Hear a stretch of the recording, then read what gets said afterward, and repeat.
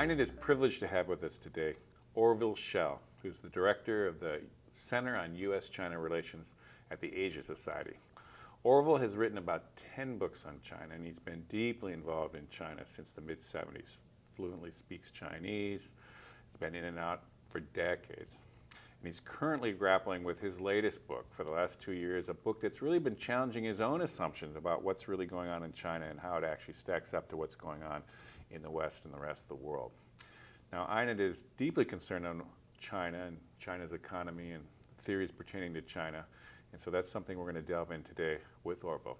Great to have you here. My pleasure. Why don't you tell us a little bit about just the premise of this book you're wrestling with, and one of the really fascinating themes here that you personally are wrestling with? Well, as the whole world knows, China is presently in the middle of this rather extraordinary period of very dynamic economic growth. I mean, 10% growth for basically 2 decades, a little less. And the question that occurred to us, and we've been working on a project at the Asia Society called the China Boom Project, documenting this period of dynamic growth from the perspective of 125 or so diplomats, economists, CEOs, writers, journalists. How do they explain it? How did it happen? And what do they make of it in terms of what it was that finally came together to sort of ignite China into this period of very high speed and very impressive growth? Now, you have to remember that historically speaking, I mean, China was the sick man of Asia. Couldn't do anything. And if you look at Chinese history over the last, say, 125 years, I mean, what it looks like is a series of failures. One reform movement after another, one revolution after another, one great leader hits the wall. And it is very enigmatic of how this period from the end of the Qing dynasty, when the first self-strengtheners, they called themselves, were trying to borrow from the West to fortify the Confucian escutcheon and the imperial system, down to today. So as part of this project, the China Boom Project, I and a colleague set out, are in the process of writing a book to try and look at this last 125 years and say, how do you make sense out of it? What was actually at work during all of these decades, from the Guangxu Emperor to Sun Yat-sen, Chiang Kai-shek, Mao Zedong, Deng Xiaoping, Jiang Zemin, and now Hu Jintao? What was it that was actually sort of trying to get out, express itself? And our sort of preliminary conclusions are very interesting, and I should say very counterintuitive to us. So I think this is a curious sort of expedition, sort of an archaeological expedition into China's past that I haven't seen anybody else really ask. I mean, this didn't just spring forth like Athena out of the head of Zeus when Deng Xiaoping came to power and said, let there be light. Things don't work that way. I mean, history always adds up, even though when you're in the middle of it, you don't see where it's headed. Ex post facto, you can look back and make sense out of it. But strangely, nobody has done that. One of the things that I think we began to realize when I went back through this history, which I knew well, but I'd never bothered to make sense out of it, was that in actuality, what most Chinese intellectuals and actual people who ended up in leadership positions were after, it really was not democracy. It was not greater openness. It was not the things we associate with the Enlightenment and the French Revolution and you know, all of, you know, John Locke and Voltaire, et cetera. What they were really after, and still are, is what's known in Chinese as fuqiang, wealth and power. And you see this theme again and again and again and again when you go back and read the people in the late Qing dynasty, they would borrow democracy if it would, or republicanism, and overthrow the emperor even, if it would help make China strong. But this idea that the West had, and has, although we're somewhat less, I think, enamored of it now or convinced of it, that everything is sort of teleologically heading towards more openness and more democracy. That's the ineluctable force of history, sort of the Hegelian idea. This is Francis Fukuyama. This is, remember the end of history? Democracy won. We were there. Well, it turns out history started up again. And we're hardly there. In fact, we may be there, or the world may be there, meaning China. So suddenly, in the last 5 years, we realized there is another model. It's not very democratic. It's authoritarian, Leninist capitalism. And then there's our model. Our model is in crisis, economic collapse, paralysis in Washington, European economies foundering left and right in debt, and China booming.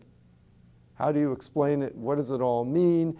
How does that kind of realign our whole notion of where the world is headed? What's the best way to govern? What's the best way to deliver for people?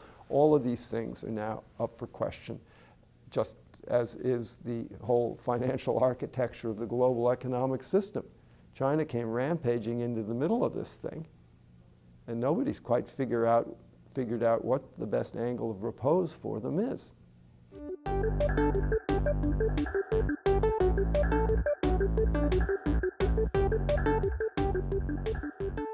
So this must have been really difficult for you actually personally, because you have been a real part of your all the books you've written and all your time watching China. You personally have actually helped people understand that kind of trajectory towards democracy and openness and a lot of these values. I mean, it's been a kind of an interesting. So part of the book is actually you coming to terms with your own kind of intellectual struggle around this, I would say.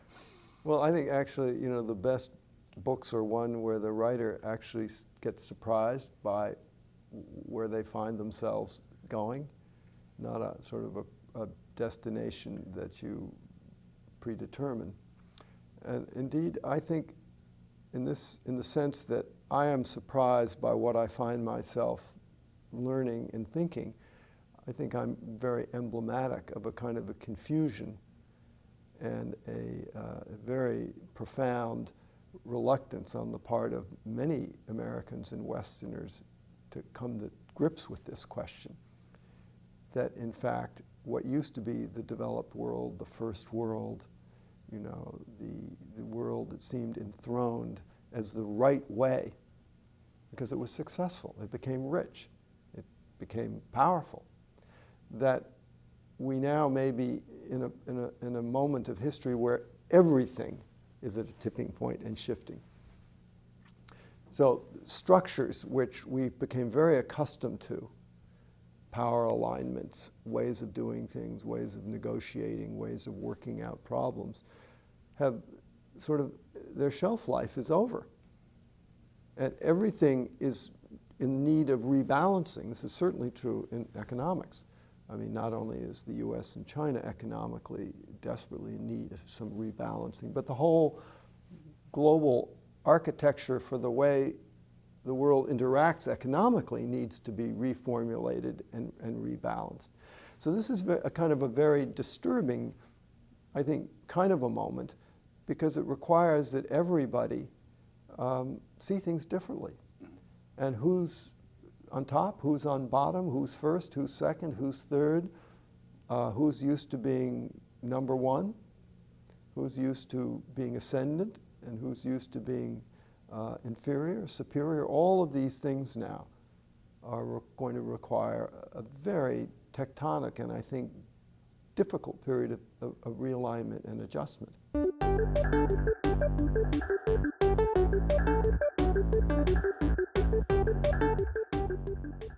Talk about some of the elements of a Chinese economy that potentially we should be open-minded about would be superior to the Western market-driven democracy, liberal democracy kind of controlled way of doing things?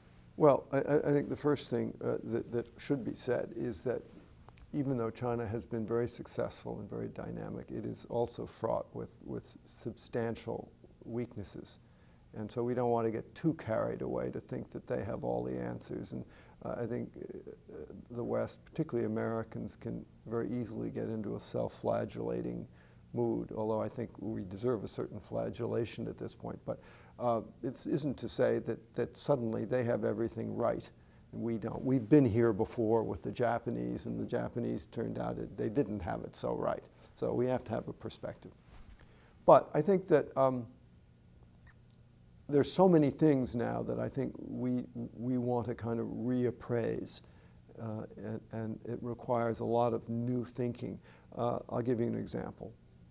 It used to be, literally 5 years ago, certainly 10 years ago and before that, that we in the West, particularly in America, who prided ourselves on our open markets and our free enterprise system as the most dynamic way to kind of fuel the engines of growth and forward motion, looked at China and its 5-year plans as very Stalinist, backward, retrograde, part of a command economy which was almost quaint in its sort of antiquarian nature. And we prided ourselves on our innovation, our ability to jump to occasion and to not be hemmed in by such structures. Well, now we come down to the new kind of global world where things like world trade, climate change, nuclear proliferation, all of these kind of very large problems which can only be solved in a more multilateral context. And particularly, I would say, the question of energy. And we suddenly, I think, can look at a 5-year plan as a godsend. Here's China. They're about to have another 5-year plan. They're setting direction, goals, targets. They're saying for the next 5 years, listen up, folks. Here's how we're going to do it. Here's where we're going to go. Everybody has to play ball and help out so we can get to the end of that 5-year plan successfully. We in the West at this point have not only no 5-year plan, we have no plan whatsoever. And every 4 years we throw the president out, and every 2 years, all of the House and much of the Senate gets churned over. And we have no capacity, so it seems, to do any planning at all. And there's no conceivable way that we're going to solve the problem of energy and climate, just for an example, unless we can do some serious planning. You don't know how to, businesses don't know how to invest, they don't know how to plan, they don't know how to look ahead. And businesses now in America are begging the Congress, in effect, tell us what you're going to do. Whatever you're going to do, we may like it or not like it, but we'll adjust to it. We can do that. But if you don't tell us, you deny us, in a certain sense, of the competitive advantage of ourselves being able to plan in a rational and reasonable way. China is doing that. And so this is a tremendous competitive advantage for them. So we end up with a situation where the competition, I think, is very extreme. We didn't expect we would ever arrive at this point. We're ill-equipped to completely comprehend the way in which a system which we once disesteemed as backward and undynamic is very counterintuitively turned around and helped made China a competitor of really, unforeseen proportions.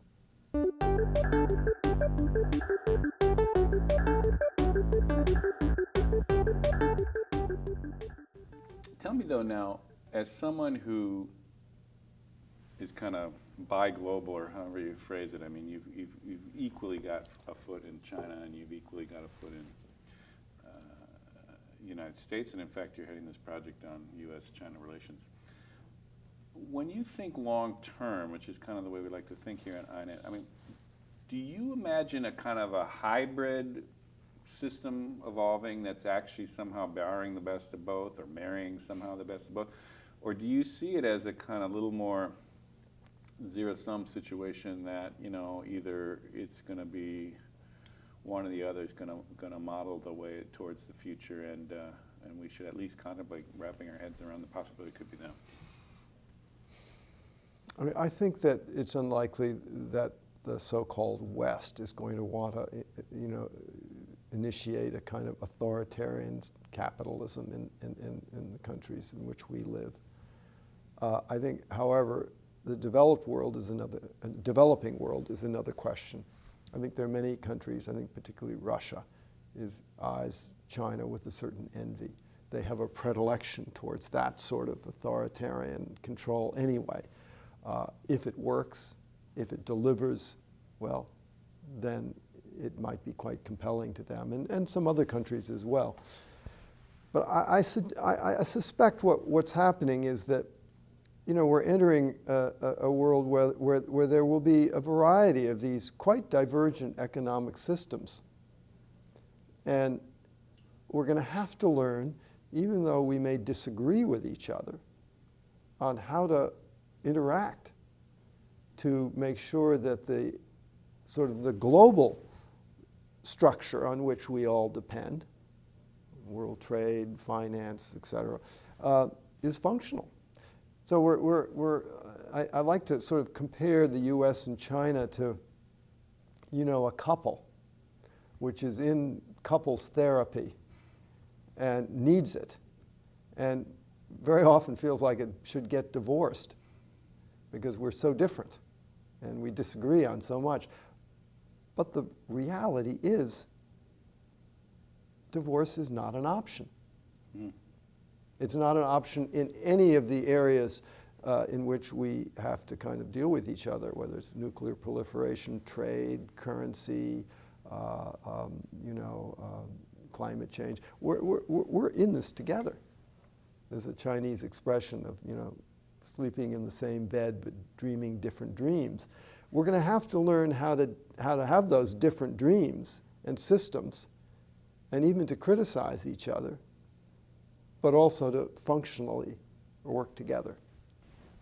INET is really interested in, how do we rethink a kind of a global financial infrastructure. And in fact, the next big annual meeting is going to be in Bretton Woods in the spring. Just give us some of your reflections on, given, the financial rise, aside from the manufacturing prowess and all that, but this, the idea of how China now, its currency, its cash reserves, its all the things we know about it. How do you see them in kind of playing a role in kind of re-architecting how we think of global finance going forward here? It's going to be very, very difficult. Partially because while China wants to be, run with the big guys and is running with the big guys now, I mean, we are hardly up to speed, at least our citizenry are hardly up to speed on what is happening, which means that the government has a very difficult time in acting in a way that recognizes this new sort of level playing field. And, in many ways, we feel that the whole Chinese system is antithetical to a lot of American values. We have this problem with the Nobel Peace Prize. I mean, China just completely rejects the notion of that this Peace Prize should be given to someone that they've locked up because he's an ardent democratic activist, whereas we think this is fine. And so we have to figure out how we're going to navigate those profound valuative differences. And of course, China gets very offended, as they have with the Nobel Peace Prize, when we trumpet these values and try to publicly, they view it as a kind of a humiliation, hearkening back to the old days of occupation and whatnot. So this is going to be very difficult. So they have to be in it, And they too have to sort of recognize that you know, maybe another generation, the next generation, will feel more comfortable being part of it, that their responsibilities, which are going to have to take into account things other than just what the Chinese Communist Party wants for China. That's where, I mean, this idea of the stakeholder is a difficult one for, I think, China to fully accept at this point, because to date they've acted in their own sovereign interest. Most countries do. But some countries do, and they mess this up sometimes as well, feel an interest beyond that. I mean, I think certainly that's what drove us into Iran and Iraq and Afghanistan. Now, we may have done it indelicately and unwisely and really messed it up. But there was an expression that we have some larger concern other than our own narrow interest. On the other hand, you have to say that you wouldn't want China writing itself too largely around the world in a military sense. Mm-hmm. So the fact that they are somewhat reserved and are not overly willing to play this new global role, which they're actually going to have to play, is not a completely bad thing at this point in history.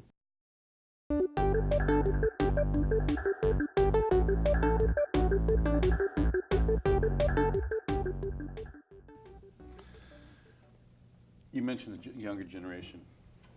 And again, another kind of INET thing is that really it's about the next generation of economists, in this case, is really going to reinvent the next systems. People who are, you know, invested in their old paradigm of thinking and their old theories that they've been championing for decades are not going to be the ones that really rethink the next systems.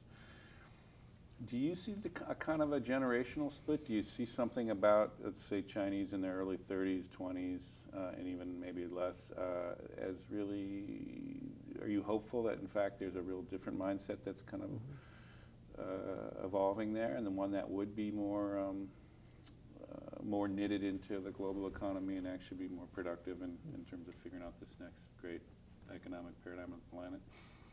I do think there's great differences between each generation, and one has to be very impressed with those generations that are moving up, 30, 40, 50-year-olds, many of whom have been trained abroad, some who haven't. And they do see things very differently, and they're much less ideological. However, I would say that they, and this would be a generalization, but I think a true one, are also more nationalistic. And they bristle at any criticism, anything that harkens back to what they view as the old paradigm of Western judgment, you know, demanding that dissidents be let out of jail before a presidential visit, that kind of thing. They just don't accept it. And now they don't have to.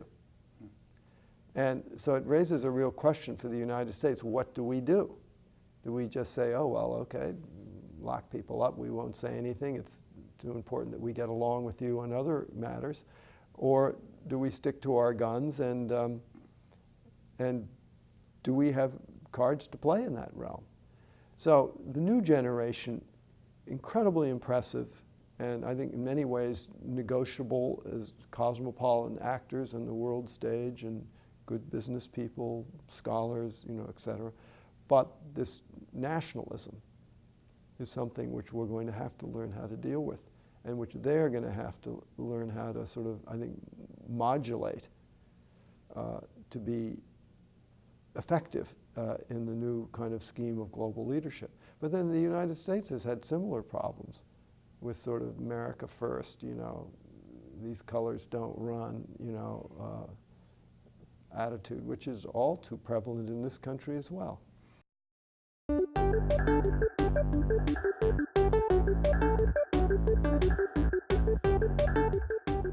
There's been a lot of talk of using new technologies and new collaborative environments and video channels and to kind of build an INET community of young economists all over the world. I mean, do you see that as practically possible given kind of the next younger generation there?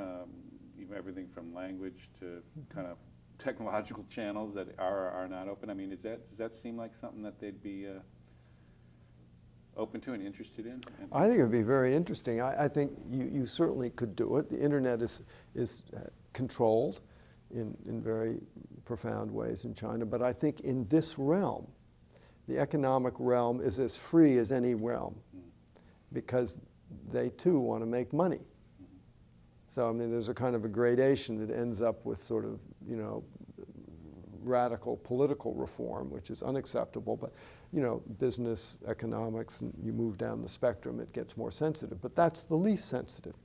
I think it would be a very interesting exercise, maybe a little bit like our China Boom project, where we've interviewed 100 and whatever it is, people, for you to go and do, say, 20, 25 economists or people who have, or officials, ex-officials, present officials, to see what are they thinking about and what would they find, what role could they imagine for China playing comfortably, and what would be the sequence of China's involvement, and how would we go about reassembling a post-Bretton Woods architecture.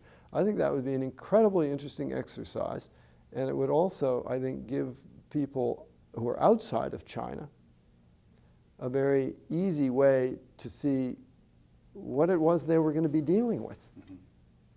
Fascinating.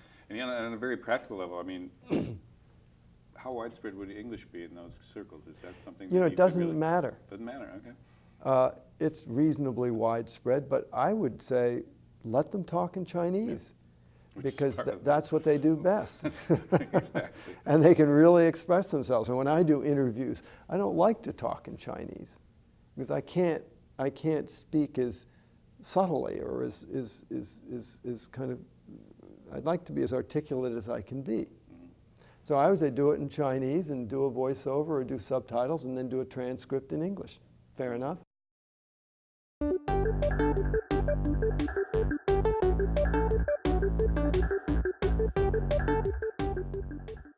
Let's flip it to a Western student or a student in other parts of the world outside of China, as a longtime China hand and one who's familiar with that economic trajectory.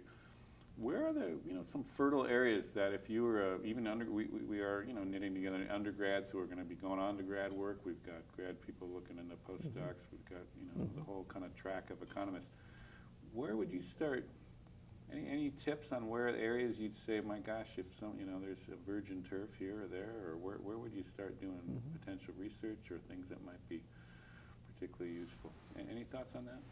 Well, I think it would be interesting to have some grad students look into, two areas to see what has been written in Chinese on, as you suggested earlier, new economic thinking, of how they're viewing their own model. To what degree is it a model in their eyes?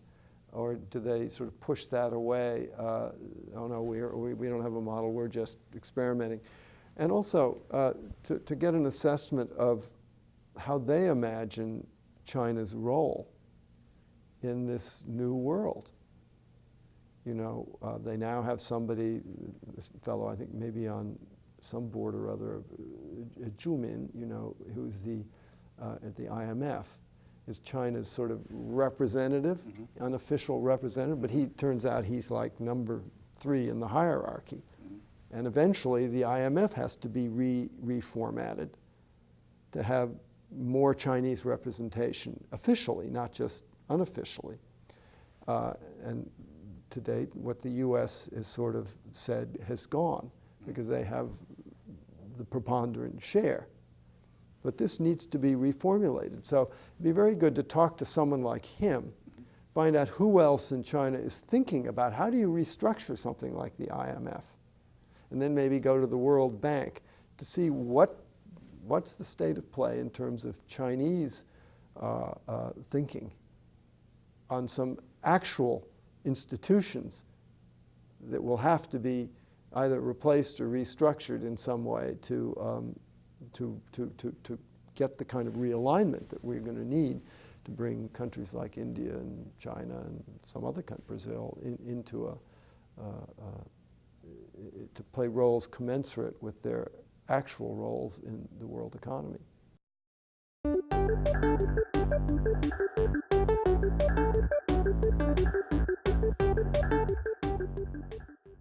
made an earlier caution, which I think is well said in terms of we shouldn't get too carried away here on the ascendant model or where the world's going. And I think you made a very cautionary tale of we've been there with Japan. I personally was a foreign correspondent in Asia in that ascendant period. Right. And, you remember. Everybody was talking like we'd all be working for the Japanese, and obviously we know how that played out. So, and also China is facing enormous challenges that just kind of some ways dwarf what we have in the West in terms of poor peasantry and environmental kind of catastrophes of just enormous magnitude. I'm just curious, giving you a little space here to rebalance a little bit of what could also be ahead that might constrain essentially the effectiveness of China and make it so it might balance out in a way that right now it seems not as clear. Any thoughts on that? We all know really only one thing about economies with any sort of inevitability, and that is they go like this. They're cycles. And there's never been an economy that's just done this forever. And China has been doing this for 20 years, almost unprecedented in history. Not only been going onward and upward, but at a 10% growth rate. This is not even approachable by anyone else. We'll see about India. So at some point, China's going to hit a bump in the road. It's so closely involved or with the global economy that it's also vulnerable to things outside. It's no longer an autarky, that it just gets to do its own thing and can separate itself from the world. So that's a real danger. And when that happens, because so much of its legitimacy is based on its economic delivery, it could have a real crisis. It doesn't have sort of foundation documents, constitution, it doesn't have a common value system to turn to. It doesn't have sort of civil society that's as evolved as in many Western countries. There are many things it lacks that are safety nets underneath its ability to provide just delivery on the economic side.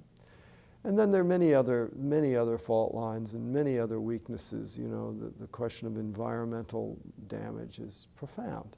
Whether they can get on top of that, probably in many ways, I think they can, but it's a huge challenge.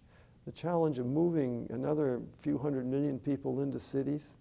You have cities like Chongqing, which are, 32 million people. I mean, it just dwarfs anything that's ever happened any place else. To provide 15 million new jobs every year, to keep all of these people on the escalator going up, exceedingly difficult. And then you have a lot of unrest. You have massive corruption, because you have to remember here you have a system where the party controls property, and the party controls the banks. So in order to deal property, there has to be some official who's being paid, maybe $1,000 a month tops. Of course he's going to want to rake off and pay off. And then he's friends with the banks, so you have property and banks coming together, and this is how you get bubbles. So corruption is a problem. Public unrest is a problem. The confiscation of property, because there's no private property. Huge problem. You get a whole village, the guy comes in, and the official's saying, sorry guys, we're taking your village. You move someplace, we'll get you nice high rise out in the boondocks. Well, this makes people really angry. So there are all kinds of things like that are seething beneath the surface and which scare the wits out of the leadership, and we don't hear much about them. And Chinese media doesn't cover them because they don't want the dots connected. But you know that they're scared, because otherwise they wouldn't be so assiduous in their control. To control the media, control the internet, control this. When the Nobel Prize was awarded, they're stopping scores of people from leaving the country at the airport. Why? They just worried they might show up in Oslo. That's a lot of control. So these are problems. One of the main problems is not China. It's us. I mean, we have a Congress that's like one big dumb animal with no central nervous system. It can't seem to do anything. And yet somehow we're supposed to dock with China. We're supposed to form policies that can imagine a new future with China. And we can't even support our own schools. So it's very alarming. China is just churning away over there. And for us to figure out a new angle of repose with them in a bilateral sense on a whole host of issues, we have to have an ability to form policy and, even more important, to implement it. And we seem paralyzed at this moment from being able to do it. So we have a very strange situation of some of the smartest people we've ever had in history in Washington. And they're really hobbled. Very hard for them to act. And another thing, they're broke. So they don't have a lot of money to move around to do much. So they can sign a lot of memoranda of understanding with China, but unless you can put more than $15 million on the table, I mean, you're not in the game.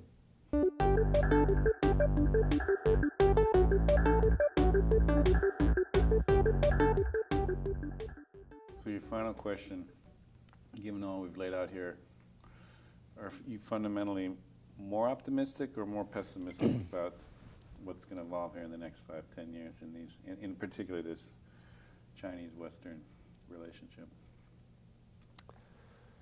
More optimistic or less optimistic? I have to say I'm pretty pessimistic about America. But on the other hand, I do know America has amazing powers of regeneration when it wants to. But I see us sort of steeped in a kind of a lassitude and self-vindictiveness, and I think it's not our finest hour. I see China running, going like a racehorse off into a somewhat uncertain future. And I see the world now sort of really lacking any country to lead it in a way which it had become accustomed to having America lead it, sometimes for ill, sometimes for good. But it's a very strange situation where we find the United States sometimes sort of begging China to lead. Who would ever have thought we'd arrived at this place where we used to be kind of trying to push them away and we didn't want them to lead. And yet we're deeply distrustful of them. Mm-hmm. We're deeply distrustful of their values, and we're also deeply distrustful that they will evolve to have the kind of appreciation of the common weal which we like to imagine we have, even when we haven't had it. But so I don't know. I mean, this is an amazing moment in history where everything is starting to shift, and all of the old structures and architectures have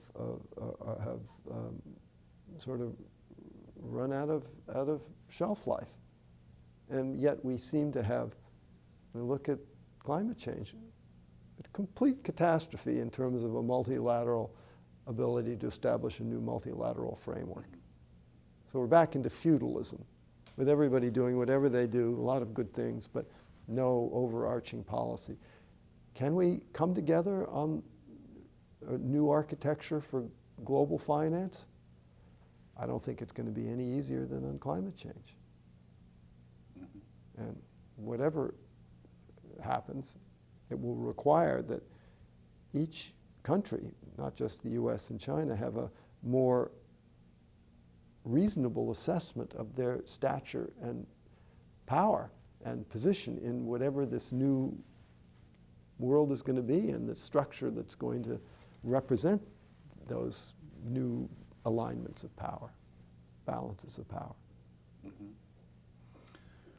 Well, that's, I think, a nice place to stop, but it's been a fantastic interview, and as always, really interested in your insights into China, the United States, and the world. So thanks for being with us. Well, it's been my pleasure.